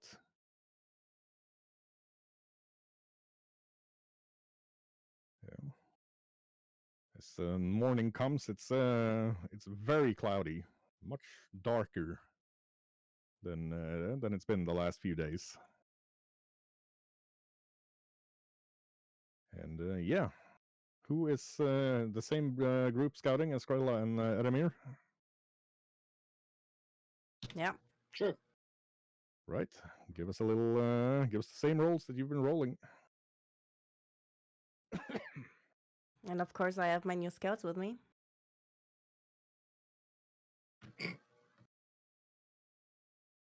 Right. Apparently leaving most of the work to them. Yeah. You find a good path that takes you up on top of the mountain, and working together, you even find a way where you can look down upon the valley where the orcs and the Black Abbey is. You can see there's no fighting going on currently. Outside of the walls of the abbey, there's you count somewhere between 80 and 100 zombies. It looks like just standing or trying to get into or over the walls of the abbey. Further out, behind improved barricades and palisades, you have roughly the equal amount of orcs. And inside, you can see the inner courtyard. It seems to be empty. You do see a monk moving here and there.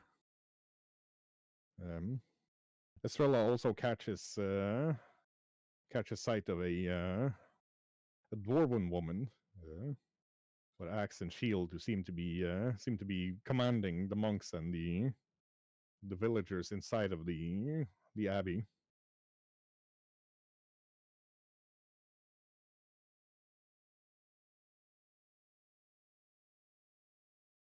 They still stand strong, but who knows for how long. This is a big force of undead. Well, I don't know. I mean, a couple of fireballs from Yodi might just deal with them. depending on whether or not they get back up again. With the Yodi's fire, I don't think anything's getting back up. They'll just be ash. There should be someone controlling them. We have to find that person. Yeah, as you're sitting there discussing it, Elamir's sharp eyes notice a couple of weird things, like the way most of the people you can see on the inside of the walls are moving is unnatural. Like they're trying to move like you'd expect them to be moving, but you can see somebody chopping carrots that chops off one of his fingers and keeps doing it without seeming to notice. And for just a moment, he catches a glimpse of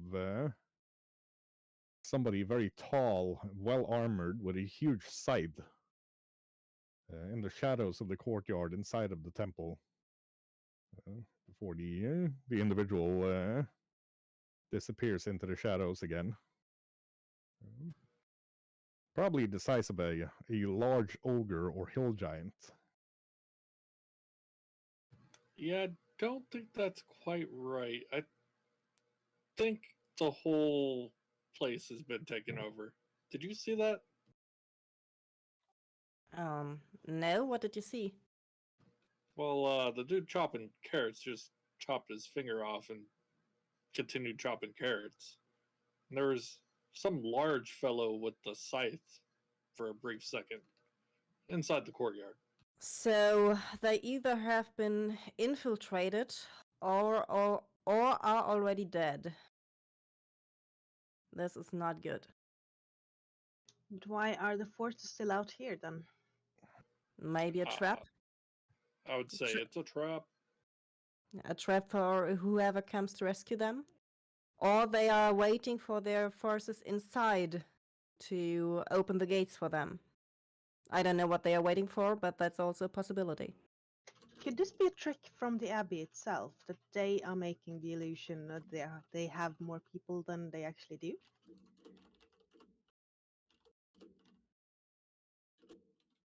I'm not sure they. I You I go?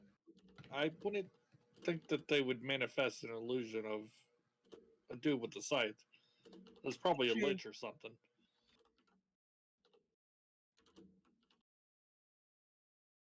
I guess that would be the one controlling the undead. If we can kill him, the fight should be easier. Otherwise, he could just raise anyone who dies to join his own army. Which is probably his plan. His plan is probably to get whoever comes here to help to attack the zombies, and then, you know, Raise get hit more by the zombies. people. Well, get hit by the people inside the abbey, not knowingly. So we need to focus on the zombies and the abbey. So what's the plan, Marisol? Have you gone back to report now? Because there were just the two of you up there. Yes. Yeah.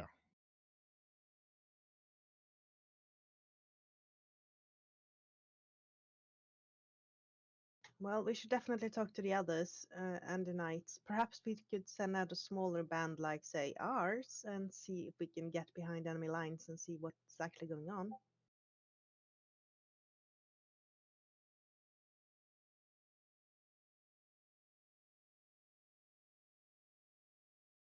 Well, the others could attack the zombies outside to create an opportunity for us to slip in. Well, all these people can't get in, but we probably could. And then when we're found out, we'll be surrounded.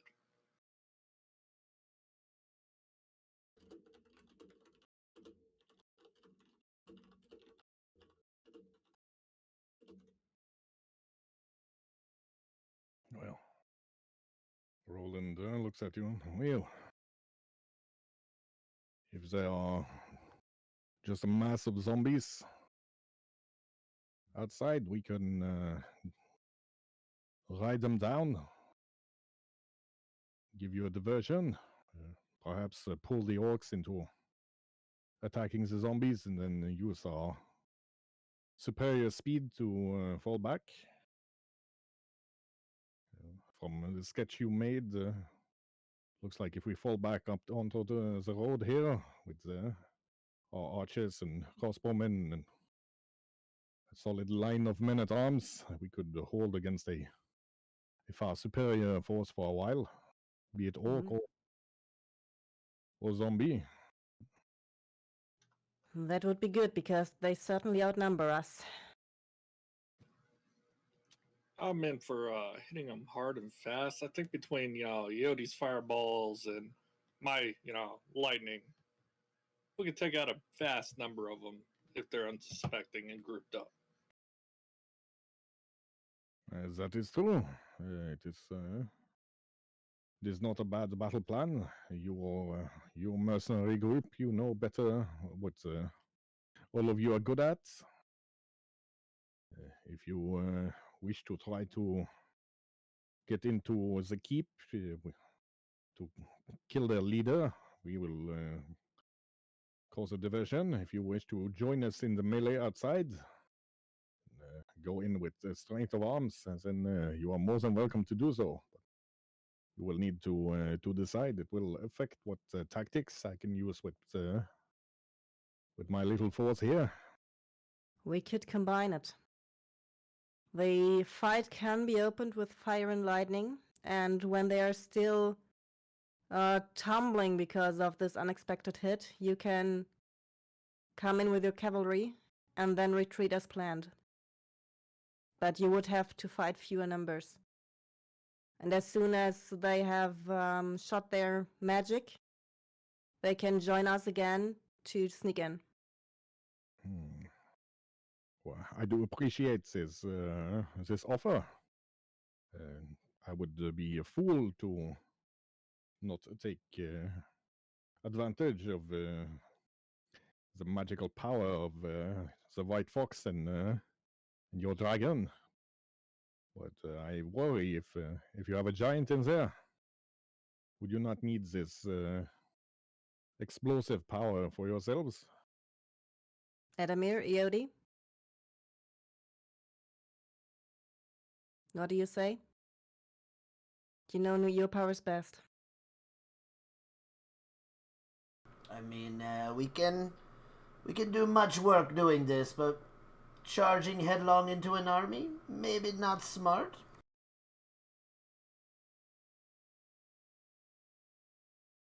I have some spells I can hang on to for when we get in there. Question. Eody, if I get you up on the wall itself, can you lob one of those fireballs down into the zombie mass?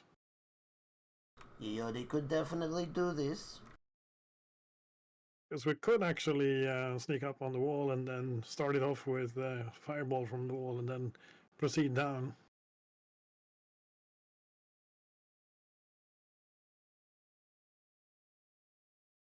Yes, this is a thing we could do.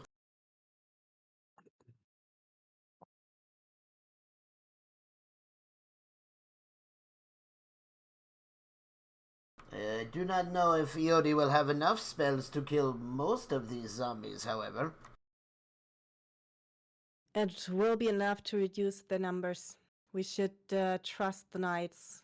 They are also strong and reliable, and I can leave them at least one of the two bombs I have filled with holy water. They could lay a trap on the pathway for when the zombies walk over it. Madame, not to disparage your obvious knowledge of how to wage war, but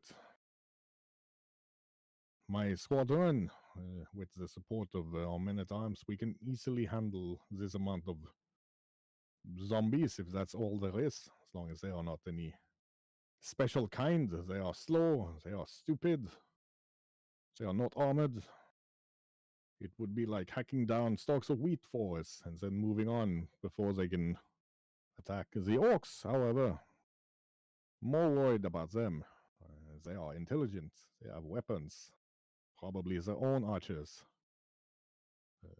Zombies? No. This is Madame, to say without any pride in it. This is what we do. Shock cavalry against a small gathering of zombies, or a large one, like in this case. It is no contest. It is not. However, whatever they have inside, and also with the orcs, that is the worry. Do not think about using your limited resources on shambling undead. They scare peasants, but my knights are veterans. The seven of us, backed up with our forces here, we can handle them easily enough. I Aye. don't mean to lower your worth, but never underestimate your foe. We do not know if they have any special kind. There are so many, it's hard to differentiate.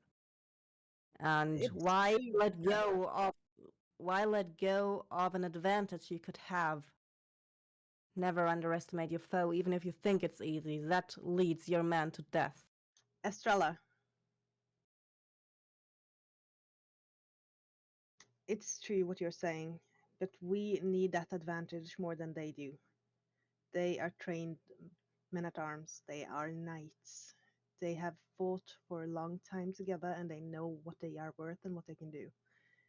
We, however, do not know what we will meet inside. We need all the edges we can, and we cannot risk using all the edges we have with Eodi, for instance, on the outside when we might need him on the inside. Besides, he's right. They have horses. They can use their mobility to mow those undead down and retreat faster than they can be touched. I'd trust them to know what they're doing as long as you said, as long as there's nothing special about them. And that's our job to find out. All right, and as the orcs are not used to fighting with the knights, I would say they join us and help us reach the wall, and then they can attack the zombies from behind. Yeah. Suvi comes up and, War leader, I believe you will want to see this. She nods up towards the little overlook where you and Edamir were looking down. Hmm. Show me. Being lit up, you can see the horde of zombies now forming into squares with well, what looks like military precision. Outside, with them, the dwarf you saw with the axe and shield is out, bellowing commands, and you also see others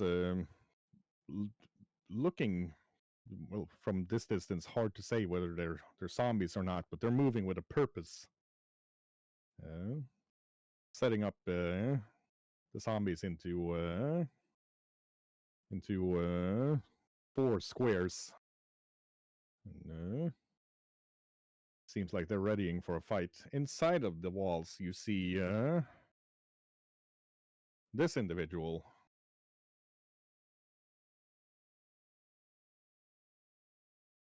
Standing and looking at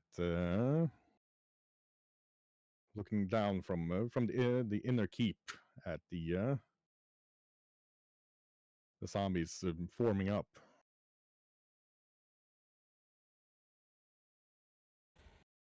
Someone's had training. They're expecting a cavalry attack. And also, we now know for sure that we should expect anyone inside the fortress to be an enemy. She went in and out like it was nothing. I don't know. She doesn't seem all that bad. She's kind of cute. I'll take your word for it.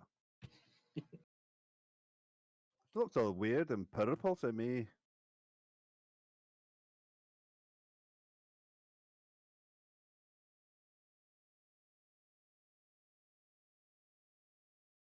Well, they are certainly preparing for a fight now, and seeing as they prepare for a cavalry attack, they probably know we're here, so we should not linger much longer. Aye, we need to warn Sir Roland. They're expecting him. And they are not just some dumb zombies. They have intelligent leaders, it seems, who know what they are doing. Aye, someone schooled in tactics. You can see the orcs now readying in their war camp. It's more difficult to say with them exactly what kind of tactics they're planning to use, but they're definitely planning to charge this band of undead. Do any of you have lore warfare? You would expect it, but no. Nope, I'm just a farmer. Right. Though I I don't have know lore why I don't warfare. have it. No. Well, to Somebody you, spoke everything up. seems to I be in think- order. I think Zara said she's got low warfare. I've got lore warfare and I've got my diverse lore skill. Right. Well, once you get the report again, you can roll a lore warfare with a -2 since you're not looking at it directly yourself. Or you could try to sneak up if you want to.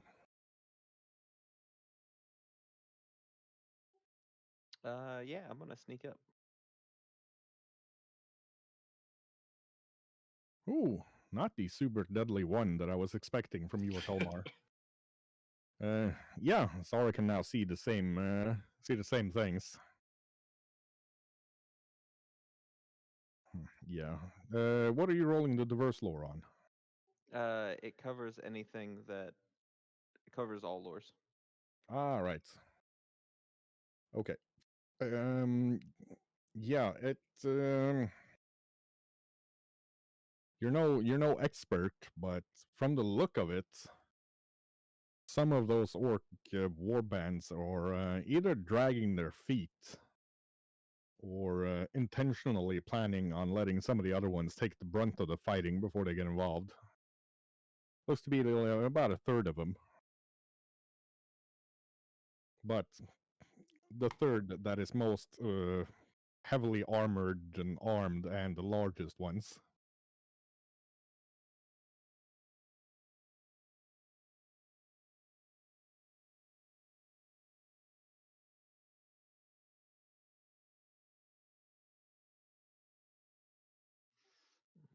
Interesting. I wonder why the elites are letting the chaff die first.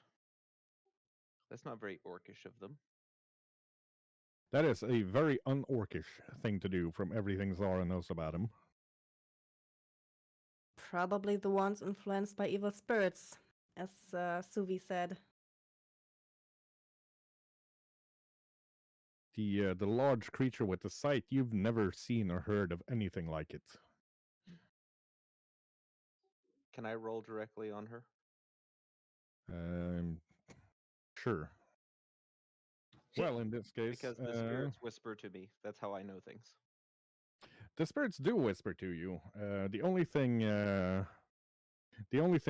the spirits are whispering into Zara's ear right now, I'm going to write you, but it's not much. You've never heard of anything like this, but just a couple of words are whispered into your ear.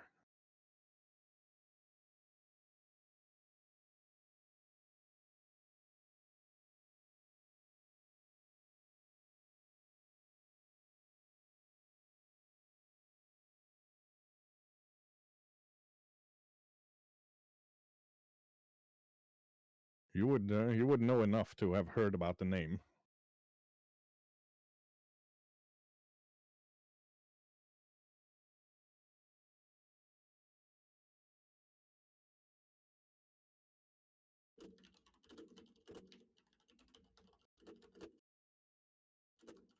How curious.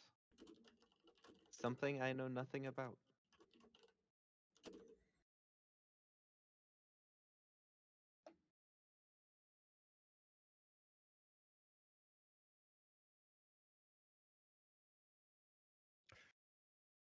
Herko, having listened to the reports, kind of looks down at the Odin like, she sounds attractive, but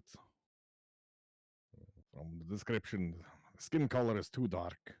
I like them with a lighter blue skin and smaller horns. Make certain to say it loud enough that Zara can overhear it. Zara is like rummaging through like scraps of paper with like a very concerned look on her face. Yeah, he looks at the Odin like, see, this is what I like. I have muscles in the arms, muscles in the stomach. I have muscles in my forehead. I have trained so much. But she has muscles in her brain. Also in her arms. He gives Zara an appraising look.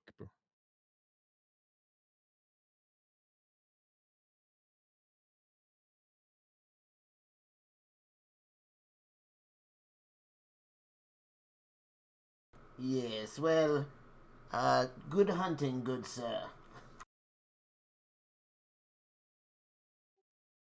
Magnus, a moment of your time. Hi, Zara. What can I do for you? What do you know about Ixtab? Give us a religion roll, Magnus. Aye.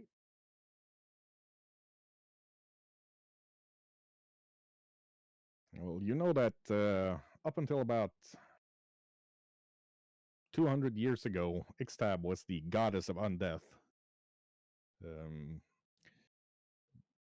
A fierce, vicious undead creature, which led to fierce, vicious, mindless undead that just, the classical zombies falling through windows and that sort of thing. But due to what some consider to be a screw up by the heroes of Burgonde, she was slain by a much more powerful undead lord that they pulled in from another realm that's taken over her mantle.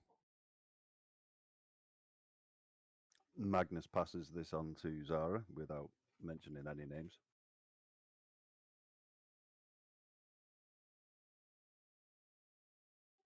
Zara's gonna look around. Are we relatively isolated? Fairly. You're the others are close enough that they could try a DC 20 perception to overhear you, but Oh, I'm definitely listening in.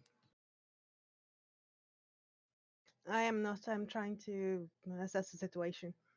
you're Yeah, about as far away from anybody as you could get without, starting to have a risk of falling down somewhere. That creature within the walls is a shard of Ixtab, and that's all I could know about it. And that's not normal. Do you think she's all bad? The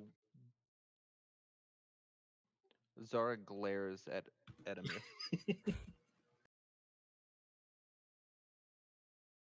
Well, I'm just saying she's kind of cute.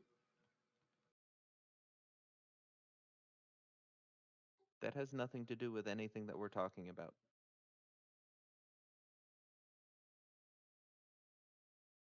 The shard of X-Tab. I thought she was destroyed.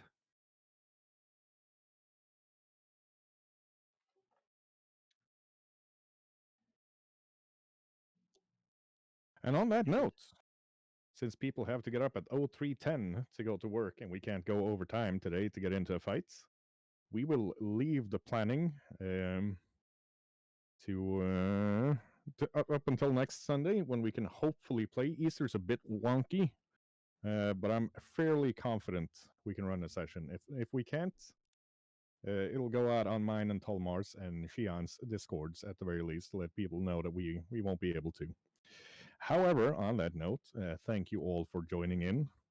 Next session, it sure looks like could potentially involve a combat or two, a small little kerfluffle.